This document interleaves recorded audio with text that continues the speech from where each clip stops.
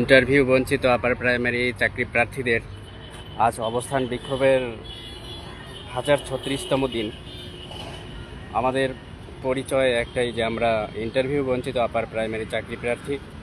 দীর্ঘ প্রায় 1 যুগ থেকে আমরা টেট পাস করে বসে আছি, এখনও আমরা ইন্টারভিউতে ডাক পাইনি, আমরা এখনও নিয়োগ পাইনি। তো আমাদের দাবি একটাই, 1036তম দিনে এসেও আমাদের দাবি একটাই যে আমরা ইন্টারভিউয়ের 15 দিন আগে পর্যন্ত সমস্ত সিট আপডেট করে আমরা অবিলম্বে ইন্টারভিউ তথা নিয়োগ চাই। আমাদের একমাত্র স্লোগান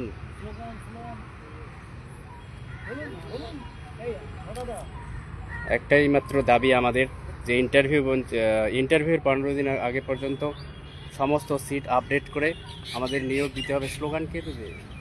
স্লোগান দাও না। নিয়োগ নিয়োগ নিয়োগ চাই, নিয়োগ নিয়োগ নিয়োগ চাই। দাবি আমাদের একটাই, দাবি আমাদের একটাই।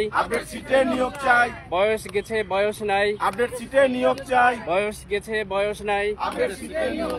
দাবি আমাদের একটাই, টেট পাস টেট আছি যত, টেট পাস ট্রেন্ড আছি যত। দিদি দিদি দিদি গো, দিদি দিদি দিদি গো, দিদি দিদি দিদি গো।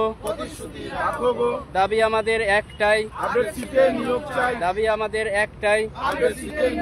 ইন্টারভিউ বঞ্চিত আপার প্রাইমারি চাকরি প্রার্থীদের আন্দোলন চলছে চলবে, ইন্টারভিউ বঞ্চিত আপার প্রাইমারি চাকরি প্রার্থীদের অবস্থান বিক্ষোভ চলছে চলবে।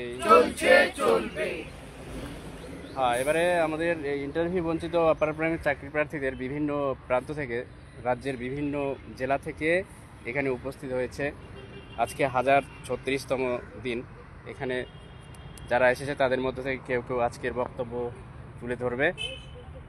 এই দাদা কিছু বলবেন? আমি দেবরঞ্জন দাস, আমি আসছি সেই সুন্দরবনের জয়নগর থেকে। তো আমরা আজকে 1036 দিন এখানে বসে আছি।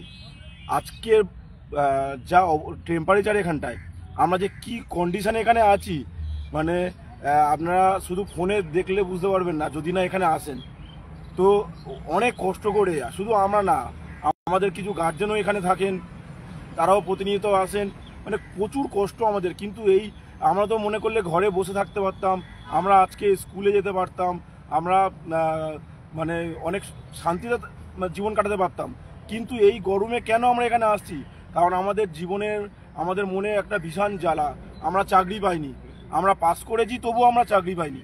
মানে আমরা খুব বড় অন্যায় করে ফেলেছিলাম যে আমরা টেট পাস করে ফেলেছি, তো এই পাস করেও আমরা চাকরি পাইনি। তো মানে মাননীয় কাছে আমাদের একান্ত আবেদন যে আপনারা আমাদের অবস্থাটা বুঝুন এবং এখানে আপনার প্রতিনিধি পাঠান, যে দেখুন আমরা কি অবস্থা এখানে আছি। রোদ জল বৃষ্টি, আমাদের সব ঋতুই যেন এক হয়ে গেছে। মানে আমাদের কাছে কোনো কঠিন অবস্থা আমাদের কাছে আর কঠিন নেই। একটাই আমাদের আবেদন, আমাদের চাকরিটা আমাদের দিন, আমরা যেন স্কুলে যেতে পারি, আমরা আমাদের হাতে চক ডাস্টার যেন থাকতে পারে।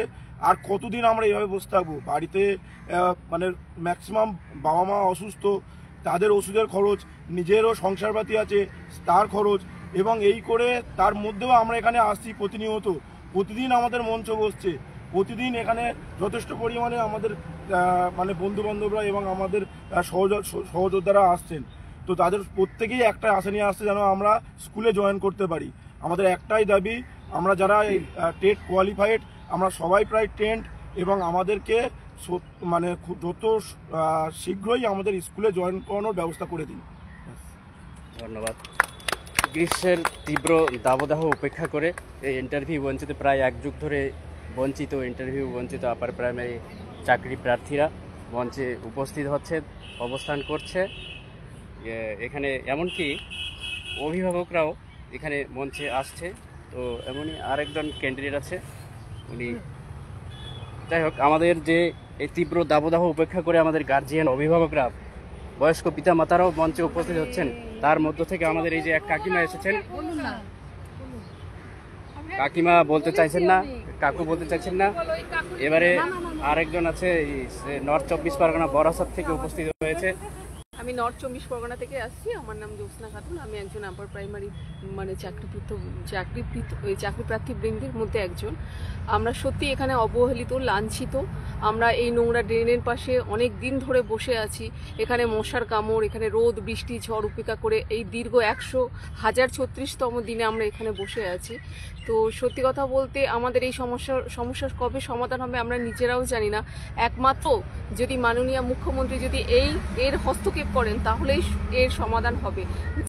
আমরা যতদিন না পর্যন্ত সমস্যার সমাধান না হচ্ছে ততদিন পর্যন্ত আমরা এই মাতঙ্গিনী মূর্তি হাজারা পাদদেশে এখানে মাটি কামড়ে থাকবো। ধন্যবাদ। সবার দাবি একটাই যে অতি সত্বর আমাদের এই বঞ্চনা যন্ত্রণার দিন ঘুচিয়ে দিতে হবে, আমাদের আপডেট করে আমাদের নিয়োগের ব্যবস্থা করতে হবে। দিদির কাছে আমাদের যে মমতা বন্দ্যোপাধ্যায় মুখ্যমন্ত্রী আমাদের রাজ্যের, তার কাছে সবাই করুণভাবে কাতরভাবে অনুরোধ করছে যে আপনি তো খুব সহৃদয়, সবার ভালো করেন, সবাইকে ভাতা দিচ্ছেন, অনেক কিছু দিচ্ছেন, তো কমপক্ষে আমাদের কথাও ভাবুন, আমাদের পাশেও থাকুন। আমরা যে এখানে ড্রেনের ধারে নর্দমার পাশে দিন কাটাচ্ছি, আমাদের পাশে একটু আসুন, আমাদের এই দুর্দিন যাতে ঘুচে যায় সেই ব্যবস্থা করুন। নিয়োগ চাই, নিয়োগ চাই। দাবি আমাদের একটাই, বয়স গেছে, বয়স নেই।